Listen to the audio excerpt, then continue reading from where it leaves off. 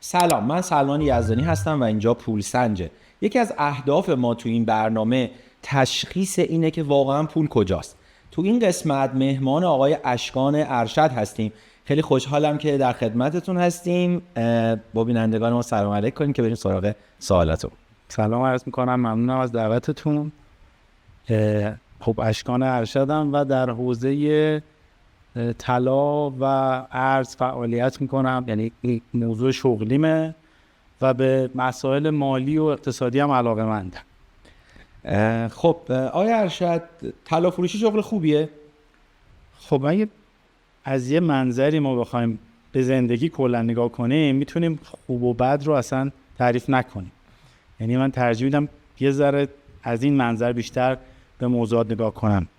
یعنی چی؟ یعنی اینکه به جای اینکه بگیم خوبه یا بده، بگیم که چه خوبیایی داره، چه بدیایی، یا مناسبه، چه فضاهایی هست، چه آدمایی هست، یا از این خصوصیاتش رو در رابطه با خصوصیاتش اگه حرف بزنیم فکر می‌کنم که جالب‌تر. حالا به من بگید که خوبه منظورتون چیه؟ شاید من بتونم. آره، ما واقعیت صادقانه بگم الان فضا جوریه که اولویت اول همه شده پول و واقعیت هم اینه که خیلی پول آسون دیگه به دست نمیاد.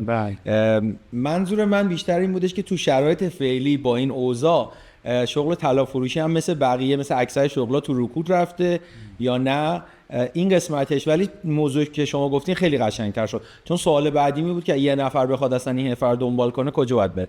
پس شما بگین. پس بگیم که پولساز هست یا نیست. بله. دوباره بیایم یه ذره از بالاتر نگاه کنیم فضا رو. این حوزه کار طلا گسترده است و شاخه‌های مختلفی داره که شاید خیلی هم به هم ربط نداشته باشه، یعنی اساساً ماهیتاً با هم متفاوت میشه. یعنی ما از کارگاه طلاسازی داریم که یک فعالیت صنعتی هنری به نوعی میتونیم بگیم که حالا امروزه با تجهیزات و تکنولوژی مدلش تغییر کرده.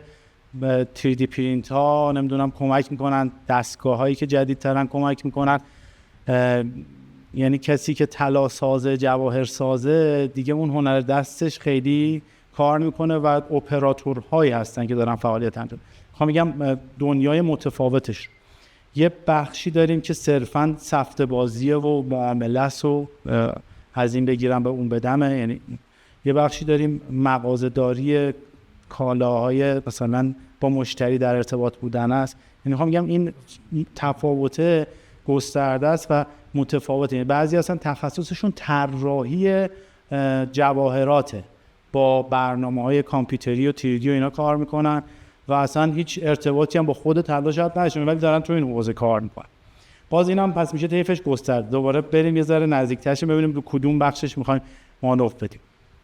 اگر که از اون نمونه‌ای که شناخته شده تره که یک ویترین طلا فروشیه که زنجیر و انگشتر رو نمیدونم زیورالات داره و مردم میرن خرید میکنن، از اونجا اگه بخوایم شروع کنیم تفاوت خیلی گسترده و بزرگی نسبت به سالهای قبل اتفاق افتاده تو این حوزه و اونم ریشه اصلیش این گرون شدن است یا کوچیک‌تر شدن سفره هست، یعنی کاهش قدرت خرید است. نمود خیلی جدی پیدا کرده توی این کار. یعنی یه موقع آدم‌ها توی هر سطح توان مالی، تو هر دهکی به اصطلاح بودن، یه پس‌انداز طلایی رو امکانش رو داشتن انجام بدن. حالا یکی کمتر یکی بیشتر با مدل‌های مختلف. الان واقعا اینطوری نیست. یعنی یکی از دلایلی که این پلتفرم‌های فروش طلای آب شده انقدر گسترده مورد توجه قرار گرفتن اینه که آدما حاضر نیستن به 30% پولشون رو مثلا متوسط 20% پولشون رو برای اجرت یا مثلا هزینه‌های توی طلا پرداخت کنن که بازگشت نداره براشون. قبلا این اتفاق نمیافتاد. طرف می‌خرید، توانش رو داشت، هم استفاده می‌کرد، لذتش رو می‌صرفید دیگه. می‌صرفید. هم میگه توی چند سال اون جبران می‌شد. الان اصلا اون توانه وجود نداره. عدد بزرگ شده به چشم. یعنی 1 میلیون امسال با 1 میلیون 10 سال پیش قدرتش خیلی فرق کرده، ولی 1 میلیونه انگار که هم تو ذهن آدم همون 1 میلیونه. آره مثلا یه مثال بزرگش اینه که مثلا 15-20 سال پیش تو عروسی سکه میدادن، بله. الان روبم نمیدن. خیلی اگه خیلی عدد سنگینی میشه و به قول شما همین افت قدرت خرید مردمه. خب حالا باز با این فرض، حالا به عنوان یه برنامه‌ای که داره به سرمایه گذاری نگاه میکنه، حالا من جلوتر راجع به خود طلا سوال میپرسم ولی باز دوباره سوالامو تکرار کنم. فرض کنیم یعنی تصور اینه که یه نفر که تو حوزه طلا فقط طلا داره دیگه، یعنی حالا شاید یه بخش کوچیکی تو جاهای دیگه، این در بازه مثلا 5 ساله اخیر تونسته شغلی باشه که حداقل تورمو که مهار کنه، یه درآمد خوبی هم داشته باشه. اینجوری نه. این همون قسمتیه که از بیرون خیلی جذابه برای آدما. یعنی وقتی که مثلا یکی میگن طلا فروشه، میگن ایول این همون جاییه که برنده شده به خاطر همین موضوع. نکته اصلی اینه که یک روند و روالی وجود داره تو کار طلا فروشا، اونم اینه که به اصطلاح بازاریش اینه که رو مال میمونن، رو پول نمیمونن، یعنی روی طلا میمونن. طلایی که میفروشن تومانی سریع خودش و سودش رو تبدیل به طلا میکنن. مثلا میگه من این طلا رو، اینو باز میام تو همین بحث خرده فروشی و ویترین مثال میزنم، یه طلا فروش 10 گرم طلا میفروشه، حالا اجرتشو که داده یه 7% مثلا سود میگیره، یعنی از این 10 گرم 7% سود. اگه توی یه سال مثلا میخواد 100 کیلو بفروشه، 7% به 100 کیلوش اضافه. اینو سر ضرب همونجا تبدیلش میکنه به طلا دوباره، اون 7% حتی اجرتش هم تبدیل میکنه به طلا، یعنی عین پولشو مثلا میزنه رو ماشین حساب، میگه این 10 گرم من فروختم مثلا 80 میلیون تومان، 100 میلیون تومان، حالا یه عدد، عین 100 میلیون رو با آفشور فروشش میبنده. یعنی میگه این 100 میلیون قبلا اینقدر سریع نبوده، الان دیگه مثلا مشتری هنوز بیرون نرفته رو خطن که مثلا تبدیلش کنن و بنک دیگه خیلی سودی شده. حالا اون زمانه که نزولی بود چین کار میکردن، مثلا سالای فکر کنم 95 بود کی بود، یه دوره‌ای هم افت طلا جهانی افت کرد. یعنی حتی زمانایی هم که مثلا بازار میریزه یا اگه خیلی طلا گرون شده باشه این کارو میکنن. این که یه نفری یک کرده یه نفری نکرده رو اگه در نظر نگیریم، روال کلی اینه که یه طلا فروش که میخواد حساب سر سالشو ببنده، میگه من اول سال اینقدر طلا داشتم، آخر سال اینقدر طلا دارم. حالا اگه تونسته توی یه برهه‌ای توی ریزش خودشو نگه داره رو پول، نازش هستش، ولی اگرم نکرده اون میشده اضافه بر این داستان. یعنی این چیزی نیستش که بگیم برنامه ریزی شده است براش. روال اینه که اگر که مثلا 10 کیلو طلا داری، آخر سال شده باشه مثلا 10 کیلو 500 گرم، این 500 گرم میشه سودت. حالا از اون میتونی هزینه کنی. بعضی که یه ذره روی این موضوع یه ذره سختگیری بیشتری دارن، امروز روز میان هزینه هاشون هم طلایی است. یعنی میگه مثلا من 5 میلیون برداشت زدم، تو لحظه میزنه مثلا 5 میلیون مسقالی اینقدر میزنه، من اینقدر طلا برداشت زدم از مغازم. پس یه جوری بهتره بگیم که این فلسفه است اصلا، فارغ از اینکه شغل چی باشه. یعنی شاید شما مونی فرد عادی هم که تو این حرفه نباشی، اگه اینجوری به مسئله نگاه کنی خیلی فرق میکنه. حالا این پلتفرمایی که میگین یه تعدادی از مجموعه‌های بورسی تلاش کردن که اینو شبیه سازی کنن، یه کارتایی درست کردن که داخلش طلا بذارن، ولی خب من احساس کردم مردم این فضا ندارن. یعنی مثلا تا بالا میره میگه سود کردیم، ولی به من دیگه نزولی میشه با خودش نمیگه که این خب فضای سرمایه گذاریه، میگه که ضرر کردیم، بعد نگاهش منفی میشه، مثلا خارج میکنه پولو. و همیشه من خودم یه جمله خیلی قدیم شنیده بودم از طلا فروشه ها، میگفتن که طلا بخر خدا کن بریزه، برای اینکه میتونی بیشتر بخری. یعنی همیشه نگاهش این بود که تو بلند مدت وقتی ارزون میشه بیشتر خرید. خب خیلی هم عالی. حالا ما یکم دقیق‌تر بشیم، اول بریم ایران بعد جهانی. واقعا این پرونده دنیا رو ببریم. نه واقعا این صبح که این عدد میاد رو تابلو، واقعا حساب و کتاب داره. حالا سمت جهانیش بالاخره یه عددیه، ولی خیلی وقتا هست برخلاف این که ما فکر می‌کنیم صبح بلند میشیم میگیم طلا منفی شده. حالا ما چون تو بازاری، مثلا من احساس می‌کردم امروز باید بازار طلا یه جهشی بکنه، بورسیا منفی هم بودن. این واقعا درسته که میگن یک سری تصمیم گیرای بزرگ هستن و اکثرا با چند تا تلفن اونا تصمیم میگیرن امروز منفی باشه مثبت؟ بیاین اینو حالا از دنیا شروع کنیم. اول ببینیم دنیا، چون ما بالاخره یه مدل کوچیکی از دنیاییم دیگه. تو دنیا طلا چجوری قیمتش مشخص میشه؟ بورسای مثلا معروض که باز میشن، بانک‌ها اوردرایی که میذارن از مجموع اینها توی یک مکانیزم انگار هوشمندی یه قیمت یه جایی پیدا میشه و اون دوباره شروع میکنه نوسان کردن. کلا اساسا نوسان‌ها و پیدا شدن کشف قیمت تو هر لحظه‌ای بر اساس همین مکانیزم. من فکر می‌کنم که من آدمایی رو نمی‌شناسم واقعا مستقیم که بگم اینا صبح پا میشن مثلا زنگ میزنن حاج فلانی مثلا طلا امروز روی این باز کنیم روی بعید میدونم یه همچین چیزی هم باشه، تا حالا ندیدم و نشنیدم. ولی فکر می‌کنم که بر اساس همون مکانیزمه حالا این توی یه مدل کوچیک‌تر شه، به جای اینکه بانک بیاد آدمایی که فعالای بزرگترین بر اساس اوردرایی که پشت دستشونه تلفن، ببینید این تقاضاهای خرد، عرضه‌های خرد جمع میشه، کانالیزه میشه. این قشنگی بازار اینه ها، انگار که مثل یه مثلا بدن رو تصور کنید توی مویرگاش خونا مثلا جمع میشه میاد تو قلب تکثیر میشه دوباره برمیگرد. همین اتفاق میفته. بازار خودش رو پیدا میکنه از اوردرهای هوشمند کوچیک ریزی که جمع میشه میاد به یه سری مثلا در واقع میخوام بگم دلال. تو ذهن بعضیا دلال شاید معنی خاصی داشته. ولی خب خیلی مثلا در بعضی وقتا من اینو تو پرانتز بگم، میگن که مثلا یکی از دست من ناراحت میشه توی شبکه‌های اجتماعی میگه مثلا برو دلال نمیدونم فلان فوش میدوننش. آره معامله‌گرهای میانی اینا دوباره به یه دست بالاتر و اونا مثلا به یه دست بالاتر اینا انتقال پیدا میکنه. اون کسی که در واقع خلاصه این تقاضا و عرضات دستش میرسه میتونه بفهمه که الان رو به بالا یا رو به پایینه و بر اساس تقاضاهایی که داره، یعنی گروه‌هایی هست بله این وجود داره، ولی اینکه اونجا بگن قیمت گذاری میکنیم نه، باز هوشمند اتفاق میفته. گروه‌هایی هستش که توش مثلا زیر کیلو معامله نمیشه، گروهایی هست که مثلا زیر 10 کیلو معامله نمیشه، زیر 100 کیلو معامله نمیشه. خب تعدادشون هم مختلفه. طرف میگه آقا من 100 کیلو رو این قیمت میخرم. وقتی که اون ورم خریدار باشه اون یکی هم خریدار باشه، این باید قیمتش بیاره بالا، انقدر بیاره بالا تا یکی حاضر به فروش بشه دیگه. خب من پس سوالمو حالا اینوری کنم. باز یه سری میگفتن که یکی از سالم‌ترین سازوکارهای بازار طلا تو ایران، یعنی برخلاف اکثر بازارها، حالا ما بازار بورس که دیگه تکلیفش واقعا روشنه، ولی خیلی بازارها هم هستش که دستکاری میشه، ولی میگفتن باز یه تعداد دیگه میگفتن اولا چون اونور اونس جهانی و با این ورم دلاره تقریبا خیلی به ندرت تو میتونید ساعت‌های زیادی خلاف روند حرکت کنی، در نهایت پوله میاد و حرکت کنه. حالا شما اینا موافقین؟ از یه منظری موافقم، از یه منظری مخالفم. از منظر این موافقم که به دلیل گستردگی از نظر حجم پولی قابلیت دستکاری سخته، ولی از نظر اینکه خب دلار رو کنترلش، یعنی عرضه کننده و بازیگر اصلی دلار خود دولت.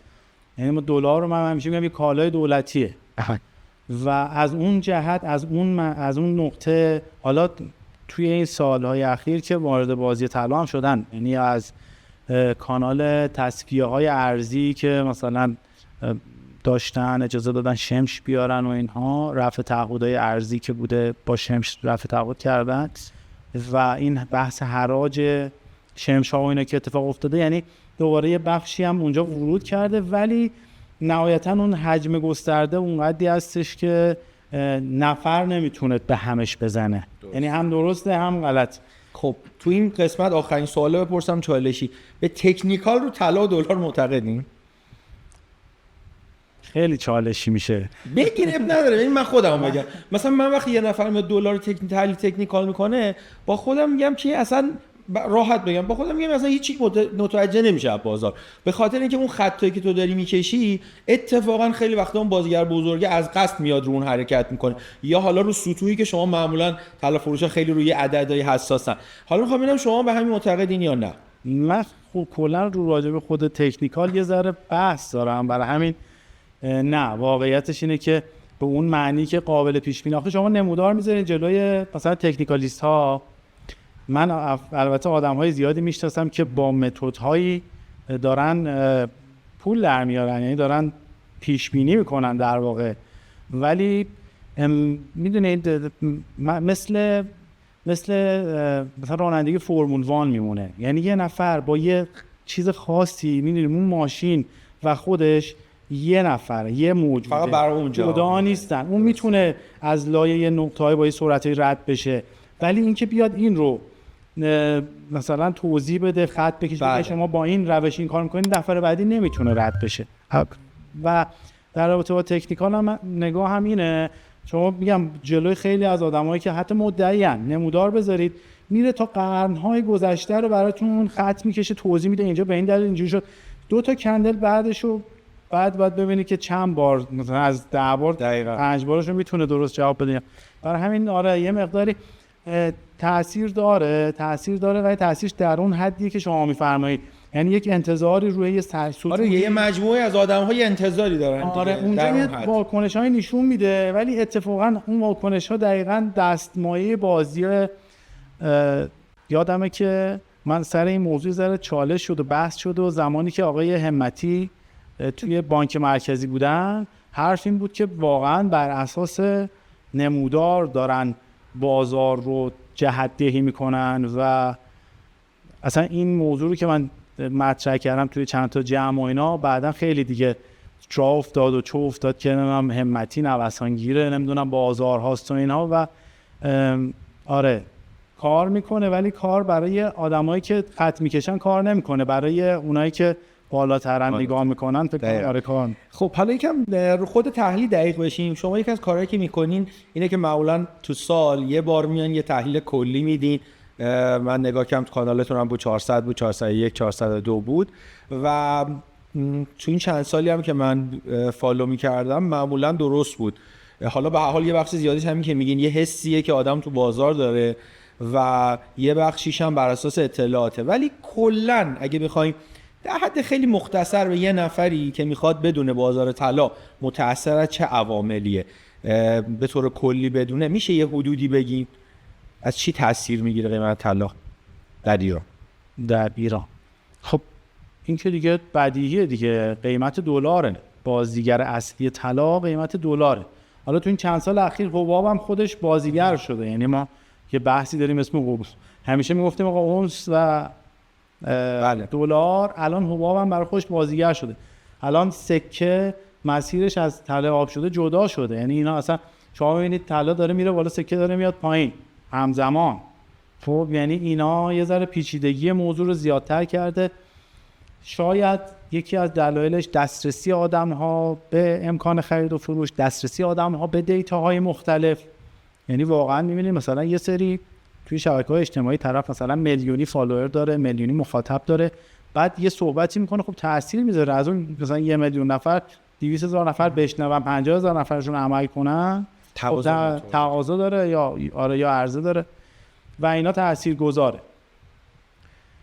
اما حالا چیزی که از توش نتیجه در بیاد بخوام توضیح بدم اینطوریه که خب آره دلار، یعنی ما دلار رو باید ببینیم، اونس رو باید ببینیم. تغییرات اونس باز نسبت به دلار خیلی کم اهمیت‌تر، رتبه دوم حباب هم صرف نظر کنیم ازش، چون حباب واقعا مقطعی و یا درصدش مثلا زیاد نیست.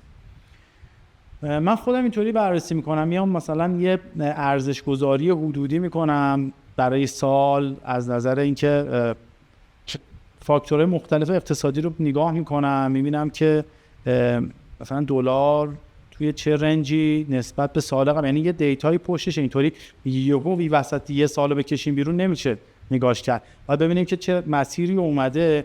معمولا اینطوریه که یک هیجان بزرگ که تخلیه میشه، بعدش تا یه مدتی به شما امکان مثلا ورود یا خرید خوب بهتون میده.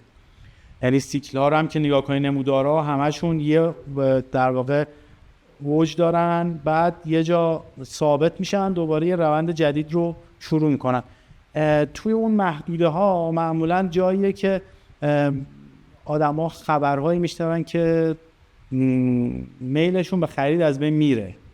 خب اصلا اینا همش در واقع زنجیروار به هم چسبیده. دقیقاً اونجا که باید بخره هی بهش میگن نه قراره بیشتر بریزه. آره قراره بیشتر بریزه. اصلا فعلا خبری نیست، پولتو تو این بازار ببر، اینجوری کن، نمیدونم فلانجا پول سود داره. یادم رو دلار 70 فکر کنم یه بار اینو گفته بودین که گفته بودن میاد زیرش، بچه‌ها گفته بودیم بشین که بیاد. من همیشه هر بار که ریخته یه جایی گفتم که دیگه بابا اینجاها دیگه واقعا پایین‌تر نمیشه و این اتفاق میفته. دقیقاً برخلاف این جایی که با خبر میفروشن به آدم‌ها، شب عید 1403 دخالت مستقیم بازارساز عرضه‌های خیلی سنگین داشت، دلار بالای 100 تومن. خب نمیدونم میدونستن قراره چه اتفاقی بیفته یا نه. من به نظرم گرون بود. بعد انقدر این حجم زمانی خرید طولانی شد، یعنی از اسفند تا فروردین هم ادامه پیدا کرد. من دقیقا یادم روز 13 فروردین بود، مثلا با خانواده رفته بودیم حالت 13 به در اینا. بعد من داشتم تلفنی با یکی از دوستام صحبت می‌کردم و حرفم این بود که ببین یه چیزی هستش که من نمیفهمم، عددا رو واقعا نمیفهمم. یعنی یا یه اتفاقی قراره بیفته که خیلی مثلا دور از ذهنه، یا اینکه دارن اشتباه میکنن.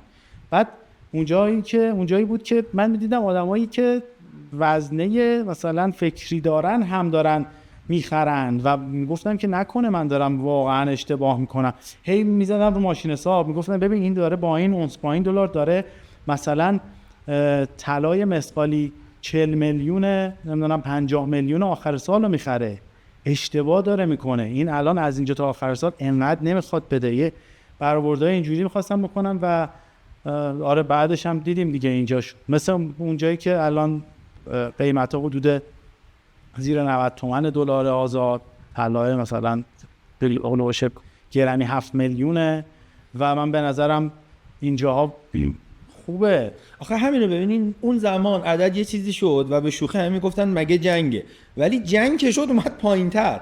یعنی این الان یکی از سوالای منه، مثلا تو اون اوج جنگ، حالا جدا از اینکه پول نمیشد جابجا کرد و این مسائل، خب اونو بذاریم کنار، همین الانو می‌خواستم بگم. خب طبق اتفاقاتی که الانه، چون من چیزی که حالا به عنوان اصلا یا آماتور میگم تو بازار طلا، کسی که همیشه شنیده آقا عوامل اقتصادی سیاسی اینا تاثیر داره. خب اقتصاد که الان اگه نگاه کنین یه بمب در حال انفجار، یعنی زیر ساخت نگاه کنی اصلا اوضاع خراب. از اون بر نظر ریسک نگاه می‌کنی، مکانیزم ماشه فلان، از اون ولی نمیره بالا. یعنی مثلا من الان انتظاری که داشتم این بود که خب طبق این اتفاقات این بره بالا. الان روی اعدادی فیکس شده، در حالی که اون ور قبل عید خب بالاخره همیشه یه امیدی بود داشت میرفت بالا. اینا رو مثلا برگردیم به سوال اول، اینا رو به نظر شما خب کی داره هدایت میکنه؟ یعنی اون صدری کی داشت میفروخت؟ حالا اون که کی میفروخت که گفتم کی داشت میفروخت. ولی این امروزی که ما راجع بهش صحبت میکنیم به نظرم واقعا آتیش زیر خاکستر. یعنی یه فوت بکنن این خاکستر رو از روش بلند بشه گر میگیره. یعنی همین نمونه‌هایی که شما دارین مثال میزنید اینا واقعیاته. یعنی ما پنل گذاشتیم رو زمین داریم راجع به مسائل عینی صحبت میکنیم، تحلیلی نیست، عینیه و مسائل عینی دیگه نمیتونیم چشم پوشی کنیم ازش. به نظرم واقعا آتیش زیر خاکستر. خب چیه پول نیست؟ یعنی مثلا شما انتظار داشتین در این شرایط چی بشه؟ پول بیشتری بیاد؟ راجع به همین من خیلی کوتاه نوشتم، همونجوری کوتاه هم فکر کنم مفهومو میرسونه. 3 تا مورد رو به نظرم هست. مورد اول این که گرمیم، حالیمون نیست. یعنی این اتفاقایی که افتاده شما اطلاع داری ولی خب خیلی از آدم‌ها اطلاع ندارن و فکر میکنن که حالا این اتفاق افتاده قراره یه تغییرات عظیمی اتفاق بیفته، یه تغییرات شگرفی توی ساختار اتفاق بیفته، همه چی گل و بلبل بشه. و من اینجور وقتا همیشه یاد یه دوستی میفتم که هر وقت ازش میپرسی حالت چطوره میگه عالی عالی. میگم بابا وضعیت عالی نیست، میگه ببین فردا قطعا از امروز روز بدتریه، پس امروز تو بهترین حالت خودمم. آره دقیقاً. پس ما الان تو بهترین حالت خودمونیم و تا اینجاش آدما میبینن میگن ما تو بهترین حالت خودمونیم. این که فردا احتمال روز سخت‌تری باشه رو لحاظ نمی‌کنن. این یک مورد. این بلا تکلیفی سیاسی در واقع انتقال پیدا کرده به بدنه اقتصاد. یعنی واقعا کسایی که میتونن کار بکنن هم دست نگه داشتن که بذار ببینیم انگار که میدونی این لای این همه چرخدنده موتور ساعت رو دیدین یه دونه چوب گذاشتن، خب اینا همه به هم گیر کرده قفل شده. یه بخشش هم اینه و همچنان در حال تزریق و دخالت، حالا اینجوری بگم بهتره، دخالت دولت توی بازار هستیم، منتها نه از مسیر نقدی به قول معروف کف بازار فردوسی و سبزه، از مسیر حواله. نمیدونم میتونم یه ذره بیشتر بازش کنم یا نه. شما راحتی، من اگه فردا با این قوانین جدید شما هر چی که خودتون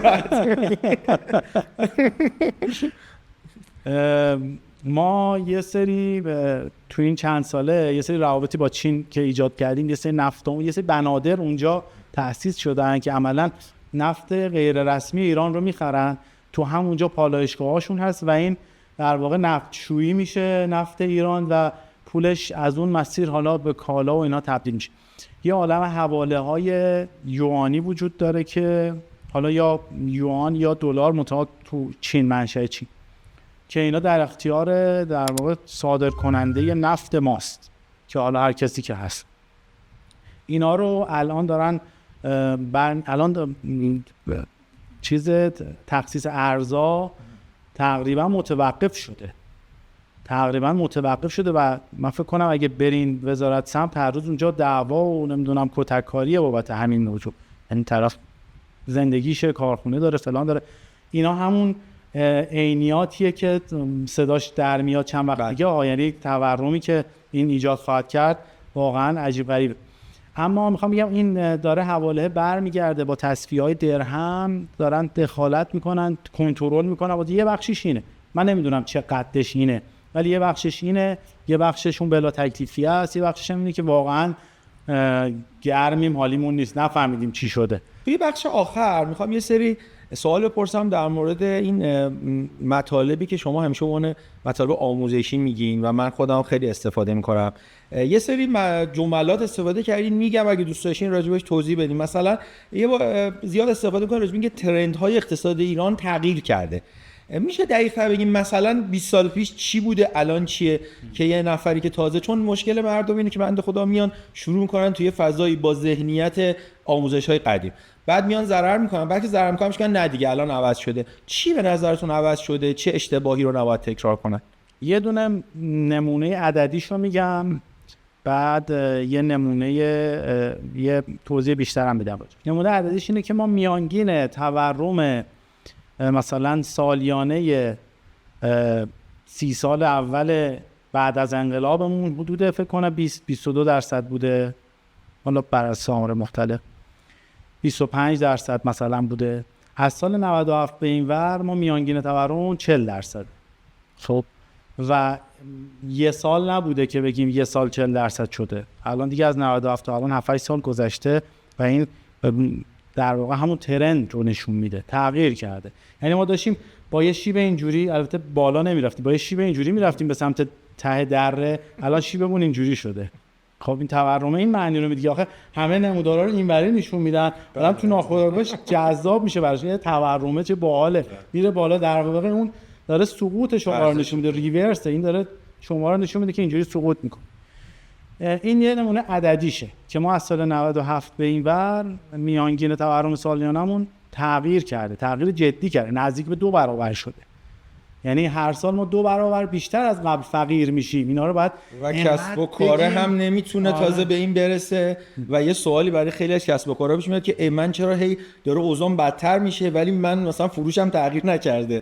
دقیقاً این برای خیلی دیدم من تو این چند سال که مثلا کسب و کاری که خوب بوده هی داره حس میکنه فقیر میشه و دقیقاً دلیلش اینه که تورم داره به سرعت خیلی بالایی میره. همینطور. دقیقاً. من میگم همیشه میگم 3 تا تأثیر میذاره تورم روی زندگی ما که متوجه یکیش میشین.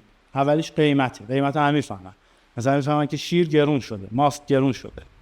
دومی و سومی که کمتر متوجه میشیم کیفیتشه.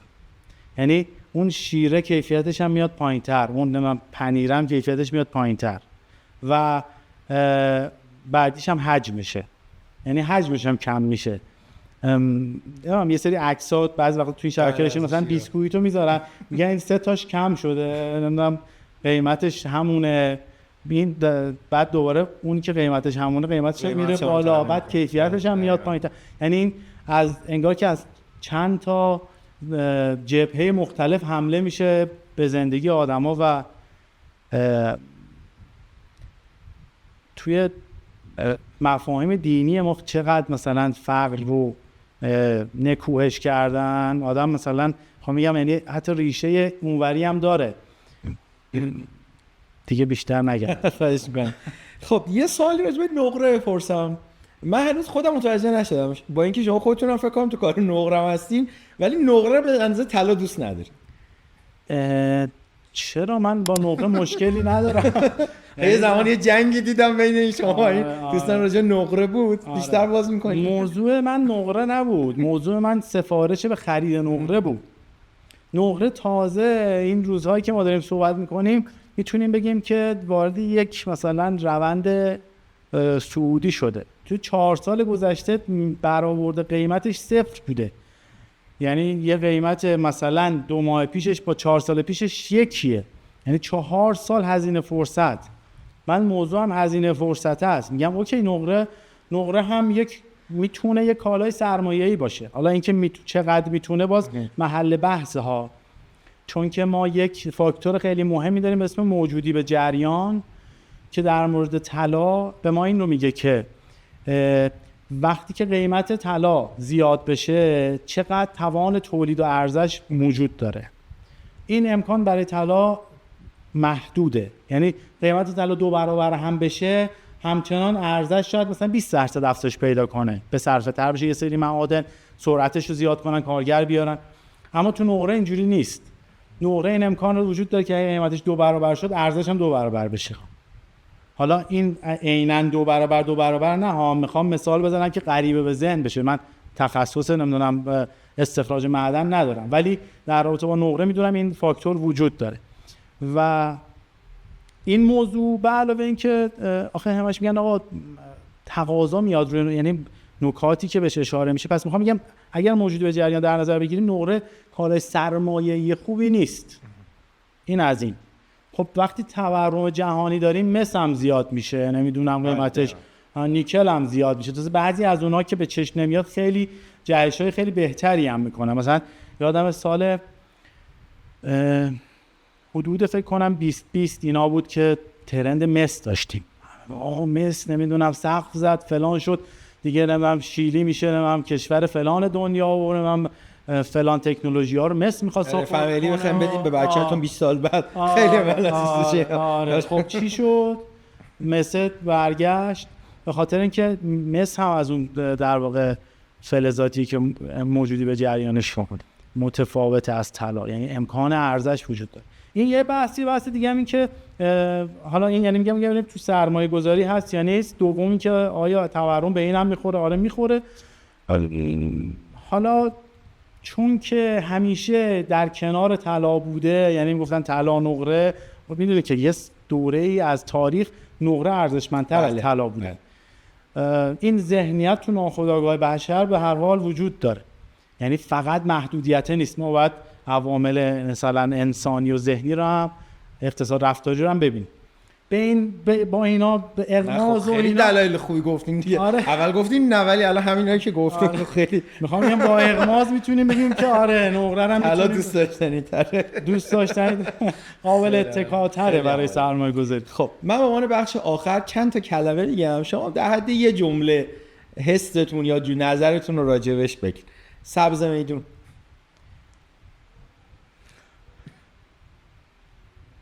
کثافتکاری.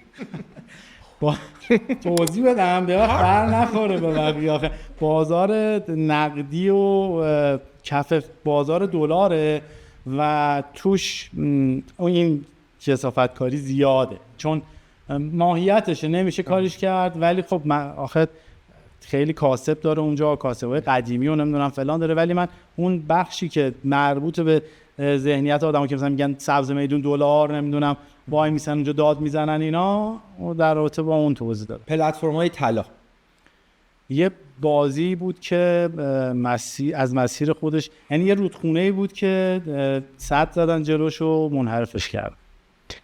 حباب سکه. حباب سکه درآمد دولت از جیب یه جوره این مالیات و تورم و این چیزا میمونه. خب اینو ادامه بدم. ممکنه یه زمانی دوباره صفر بشه؟ یعنی چی میشه؟ چه اتفاقی ممکنه بیفته که این دوباره برگرده به دوران قدیم؟ چی میشه که برمیگرده به قبل؟ حباب سکه دلیلش تقاضای زیاده و این تقاضای خواستگاه ترجیحات آدما رو داره. یعنی موقعی که آدما خیالشون از فرداشون راحت بشه بابت تورم، موقعی که اون ترند 40% تورم ما برگرده، مثلا موقعی که یه نمیدونم زمان رو 4-5 سال بکشیم عقب، شاید بتونیم بگیم که این اتفاق میفته، خیال آدما راحت بشه از فرداشون. خب خیلی هم عالی، خیلی لطف کردین تشریف آوردین، گفتگوی خیلی خوبی بود و میدونم که برای مردم واقعا طلا موضوع مهمیه، برخلاف این که من خودم چون عاشق طلام، برخلاف این که خیلی ها سعی کردن خیلی چیزها رو جایگزین طلا کنن، ولی به صورت تاریخی و جدا از این برای مردم ایران اصلا طلا یه چیز خیلی جذابیه. ممنون که تشریف آوردین، خیلی استفاده کردیم. به حال طلا موضوعیه که واقعا مردم ایران دوستش دارن و علیرغم همه صحبتایی که شده فکر می‌کنم جای بخش مهمی از زندگی و قلب مردم ایرانه. خیلی لطف کردین که تشریف آوردین و اگر با بینندگان ما صحبتی داریم ممنون میشم. ممنون از شما، دعوتتون استفاده کردیم. امیدوارم که موفق باشید، هم شما و هم بینندگان. خدا نگهدار. این پایان 4مین بخش از پولسنج بود.